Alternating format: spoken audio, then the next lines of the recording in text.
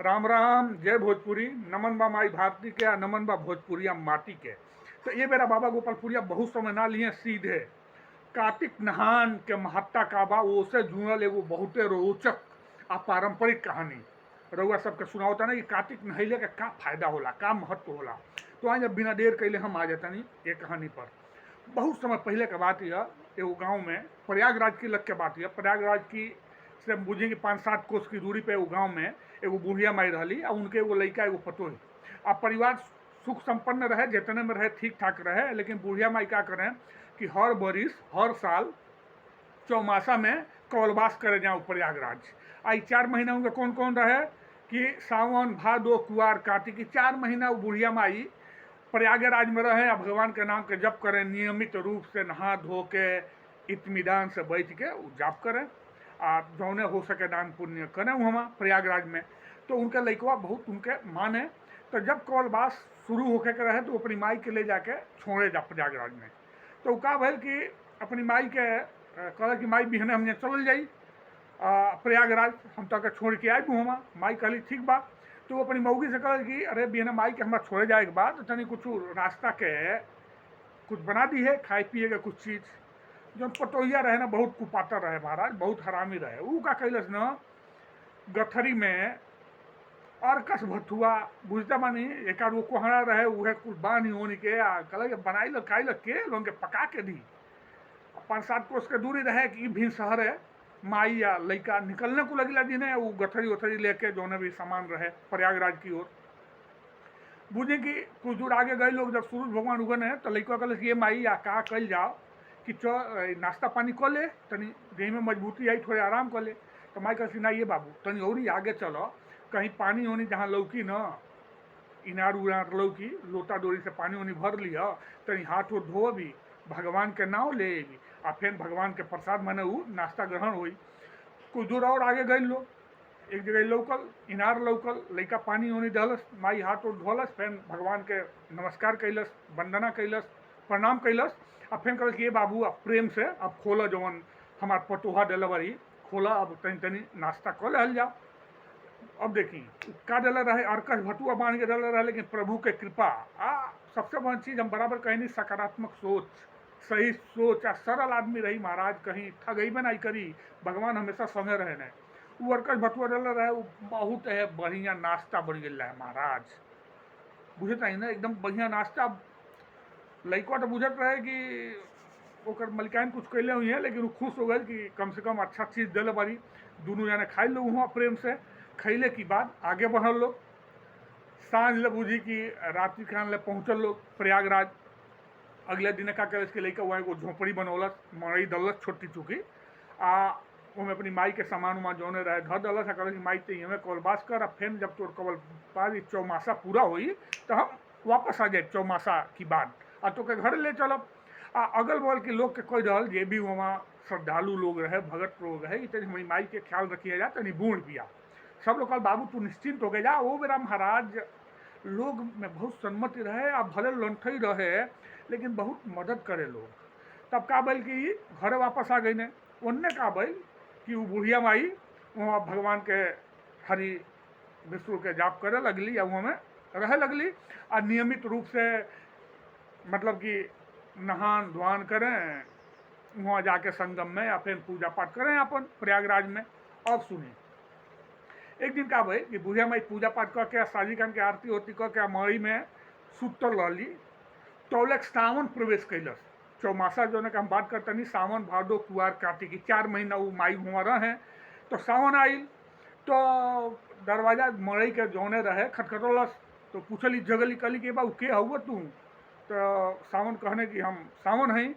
तो अहो भाग्य कह कि अरे तो बहुत प्रसन्नता के बात ही बा, अब रउआ आ गई नहीं अदा स्वागत पर हमारी मरई में आई। कहें कि अब रउरी अले से लोग में धार्मिकता जागी, लोग भगवान शिव के आराधना करी, बेलपत्र चढ़ाई, मंदिर में जाई, चारों ओर भगवान शिव के नाव गूंजी। तो बहुत अच्छा बात बा, आ जाई राउर हार्दिक स्वागत बा। सावन गईल और फिर जब निकलल 1 महीना रह के जब सावन पूरा भल निकलल ना, तो मई की एक कोना में एक हाथ मरलस। तो मई के जो एगो कोना रहे ना वो बुझी पूरा धन धान से वो एगो कोना भर गई, सोने के हो गल कोना।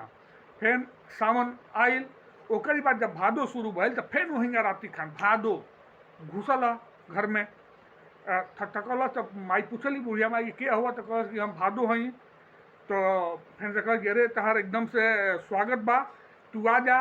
अब तो बहुत अच्छा बात बा, तीज आई आ लोग अपनी लड़किनी के अपनी दमादे के बहुत सम्मान दे, ओके भी सम्मान मिली, लोगन में प्रेम रही। तो तीज उज आवते आ जाई, अब बाबू तू एकदम तार स्वागत बा, आ जा। फिर का भइल, भादो रहे माई की संगे 1 महीना। फिर उ जब जाए लागल तो वो का कलस कि ये कोना में मरलस मुक्का। तो वो कोना ये कोना और जो माई करे वो सोने के हो गए, वहाँ पूरा धन धान से वो भर गई। अब सुनी, फिर जब 1 महीना पूरा भइला, ई भादो चल गई ना, तो कुआर कुआर जो आश्विन कहल जाला, कुआर आयल। वो राति घन दरवाजा खटखटोलस माई के, झोपड़ी के दरवाजा। तो माई कहली बाबू के हव, कह कि हम कुआर हई।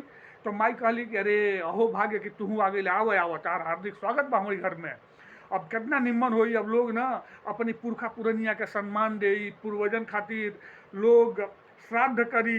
ये तो बहुत अच्छा चीज बा, पिंडदान करी, माने कि कितना बहुत बढ़िया महीना हुआ। तू ए बाबू तू आव, तार स्वागत बा। फिर का भइल कि ई जौन कुआर रहे उ रहे अपन पूरा 1 महीना। और जब वो जाए लागल तो जौन तीसरका कोना रहे वहाँ मरलस, वो पूरा धन धान से वो कोना भर गई ला, सोने के हो गए। अब देखी, जब ओकरी बाद कुआर चल गई, ओकरी बाद जब कार्तिक आयल तो कार्तिको भी राति खान दरवाजा खटखटौलस। तो माई पूछले कि बाबू के हव, तो कहल कि बुढ़िया माई हम कार्तिक हई। अरे कहल कि बहुत तार स्वागत बा, तू एकदम आ जाए। अब तो लोग कार्तिक के नहान करी, उपवास करी, व्रत करी, तुलसी के पूजा होई, छठ मनावल जाई, दीपावली मनावल जाई। ये बाबू तहार महत्ता परम्पार बा, आव आव, तार हार्दिक स्वागत बा। कार्तिक रहे 1 महीना बुझी घर में। और जब कार्तिक जाए लागल, कार्तिक के महत्ता उ माई जो रही पूरा एकदम विधि विधान से पूजा पाठ जितने में माने यथाशक्ति तथा भक्ति अपन पूजा पाठ करें, लेकिन प्रेम रहे, श्रद्धा रहे, विश्वास रहे। आ सबसे बड़न बात का होला हमारा सरल हृदय। हृदय अगर पूरा सरल बना तो भगवान के कृपा बरसबे करेला, और भगवान की वजह से और आस पास के लोग के भी कृपा हुआ के मिली। अब देखी का भइल कि कार्तिक जब जाए लगल तो जो चौथा कोना रहे वहाँ मरलस। ओकर मरलस से खाली कोना ना सोने के ना बनल ना वहाँ धन ना, पूरा ओकर माइए जो रहे वहाँ महल तैयार हो गई महाराज। पूरा धन संपत्ति से पूरा घर में भर गई। ये सब सवेरे बुढ़िया देखलस न कि अरे हमारी मरई की जगह पे तो महल बन गई। वो का कैलस, वही दिने से सदा व्रत चलावे लागल, लोग के जे भी गरीब अनाथ रहे सबके दान पुण्य कैल, खियावल पियावल, भोजन के जौन दान होला महादान होला कल शुरू कैलस। आ वहाँ रहे लागल। अब 2-4 दिन के बाद लड़का माई के लेवे आयल। तो देखा था कि अरे मई ये रही के अगल बगल के लोग बोले ये हमारे माई कहाँ गए, हम मई जो कलो अरे तारी माई के संगे भगवान के ये जो चौमासा बा 4 महीना बा, एक अप्रतिम कृपा मिलल बा। तार माई आजकल देखा ना महल जो बाड़ी ना वह तारी माइये के महल है। लड़का गई, माई अपनी लड़का के छछा के धधा के गले मिल गए कुल दोनों। कल ये माई का कल ये सब भगवान के कृपा है बस, और का। तो डांट पुन कल कि माई अभी वहाँ रहल नहीं, गाँव में चले बा, फैन से तू वही है। जब चौमासा शुरू हुई तो कल कि हाँ बाबू काम कर, हई जौन महल बन गई बा ना, ई अनाथालय खोल रह जाओ। आ यहाँ जो धन संपत्ति बा थोड़े बहुत ले लो अपनी काम बन के, बाकी यहाँ दान पुण्य हो जाओ, दान पुण्य कर दे। लड़का कल हम आई सब यहाँ दान पुण्य हो जाओ, आई महल अनाथाश्रम में परिवर्तित कर जाए। तो चल गाँव में तो थोड़ा बहुत धन संपत्ति लेके, थोड़ा बहुत महाराज कम थोड़े ले आई हुई लोग, काफ़ी लेके गांव की ओर चलल लोग। जब गांव की बहरा लड़का पहुँचल, बैलगाड़ी में लदले रहे कुछ सामान लेके पहुँचल ना, तो का भाई घरे खबर भेजल अपनी मौगी के, माने बुढ़िया की पतोहिया के, कि जो कही दे जाके तनी बता दियो घरे कि हम माई के लेके घरे आओ तनी। तो तनी माई के छाक को ग्रेबे खातिर, नमस्कार करे खातिर, ओकर गुवानी करे खातिर दुआरी पर खा रही। अब देखी, अब उ तो रहे दुष्ट कुपातर रहे ना पतोहिया, उ का कैलस ना कि सुंदर कपड़ा नहीं पहनलस, करिया कपड़ा पहन ललस। और ये ना मने जौन बेकार रहने को लोग के बुला ललस, मने वहाँ अगुवानी करे खातिर बाजा उजा मंगा ललस। तो ये कुल कैलस ना। तो जब बुढ़िया माई पहुँचे दुआरे पर तो का देखत रही कि अचानक हुआ फूले के वर्षा होखे लागल, आई जवन बेकार बजावे वाला रहने कुल एकदम खूब निम्मन बजावे लगने कुल महाराज, ढोल सोल निम्मन बाजल झाल योलू हमा। ओकरी बात का भइल, उ जौन पतोहिया का करिया कपड़ा पहनले रहे, वो अपने आप पे श्वेत वस्त्र में, सफेद वस्त्र में एकदम धवल सुंदर में बदल गई। अभी फिर घर में लेके गई, घर में रहल, जब वो सोना चांदी या धन संपत्ति देखलस, अब पतोहिया बुझते बानी तनी ईर्ष्या भइल ओकरा। अब बुढ़िया के तो भाई वो तो प्रेम रहे, कोनो बात रहे ना ओकरा। अब देखी अगला बेर जब चौमासा शुरू होके के रहे, तो वो पतोहिया अपनी माई के बुला ललस, अपनी माई के अपनी मर्दस कहलस ना कि ये बेरी तहार माई नहीं, तहार सासु जइहे चौमासा करे, आ जौने लेके गई रहल हमारी माई के ले जा। तो ये जौन बुढ़िया रहे, ये तनी ऐसा मतलब कि पूजा पाठ के बात नहीं, कि सरल हृदय भी नहीं रहे, तनी मैंने दुष्ट स्वभाव के रहबो कैल ससुई। तो उ लड़का कहल गए कि अपनी ससुई के लहलस, या ये बेरी मैंने बैठलस गाड़ी में, बैलगाड़ी में बैठलस आ लेके चलल। तो कुछ दूर गई ना, तो मौगी कहलस ससुई होकर, ए बाबू रोक तनी कुछ खा पी लहल जाओ, खा चल के बाद चल जाई। कह कि ना ना, हमार माई जहाँ रुकल रहे वहाँ चल के नाश्ता कल जाई। कहलस ठीक बा। आ ए बेरी का कैले रहे पतोहिया ना, पतोहिया मैंने अपनी माई खातिर खूब निम्मन के पकवान बना के बनले रहे। जब पहुँचे ना कुल एगो इनारे के लग गए, गाँव में इनारे के लग गए। आ जब वो मैंने लड़का और सासू जब खोलने कुल गठरी, ए महाराज में अर्कस भथुआ रहे। अब देखी प्रभु के कृपा, अब का भाई ससुर के रिझ बढ़ल कि ए भाई हमारे लड़किनी हमारे संग यहाँ कर दिया। तो लड़का कहल कि हमारी माई के जौन दिले रही हुए ना रउआ के मिली, एमे उनके कोनो गलती नहीं के, चली आगे। अब फैन लेके पहुँचल प्रयागराज, वहाँ गए एगो मड़ई वड़ी बनौलस, आस पास के लोग के कह दल, कहल कि हमारी सासू के ख्याल रखिए जा। अब देखी संजोग फैन से एक दो दिन के बाद जब चौमासा शुरू भइल, सावन आइल, खटखटल, तो अंदर से ससुई पूछल कि बा के हवत करें कि सावन आई।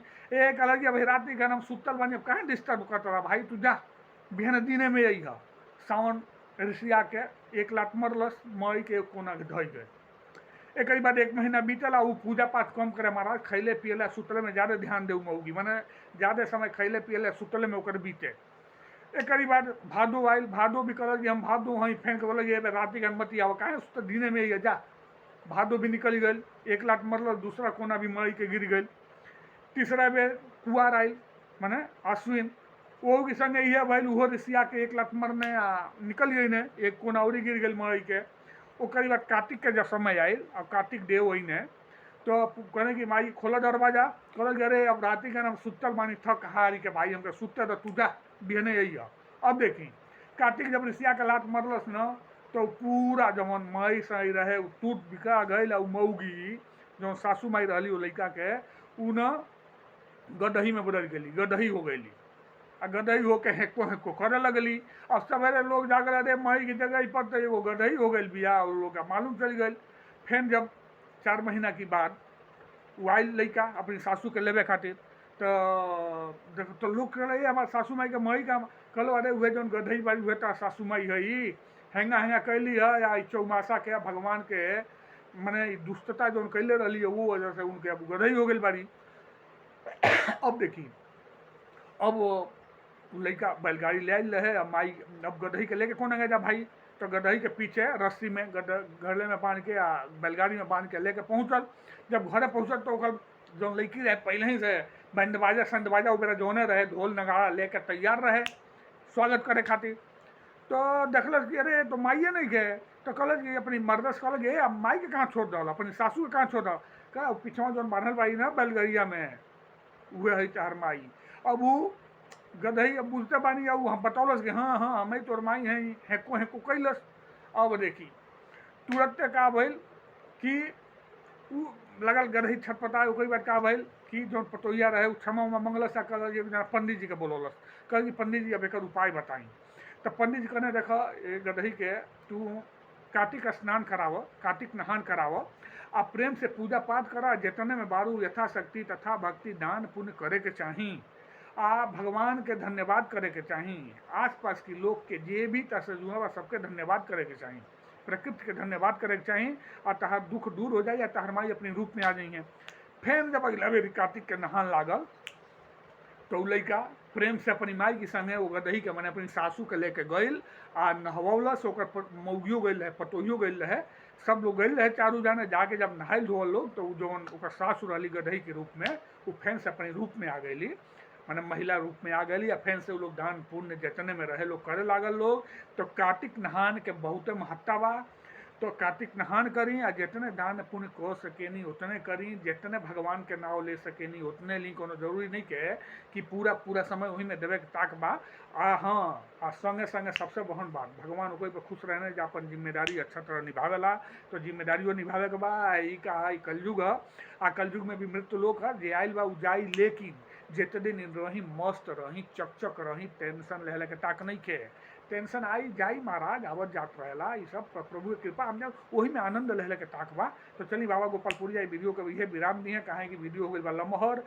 तो रौदा चौमासा जौन बाटे, सावन भादो कुआर कार्तिक ओकर महत्ता सुन लेहनी। ई कार्तिक का महीना तुलसी पूजा से लेके दीपावली लक्ष्मी पूजा से लेके छठी मैया ले लेके सब कुछ मनावल जाला। तो हम आप सबके नमन करता नहीं। अब फिर बाबा गोपालपुरिया मिलिए अगला वीडियो में। हाँ सुनी ना, अगर वीडियो बने अच्छा लागत हो गए तो निसंकोच महाराज नहीं लाइक करी, कमेंट करी। आ कुछ रहुआ चाहत नहीं कि नया कुछ हम सुधार करी, क्या कि क्यों परिपूर्ण नहीं है ना महाराज।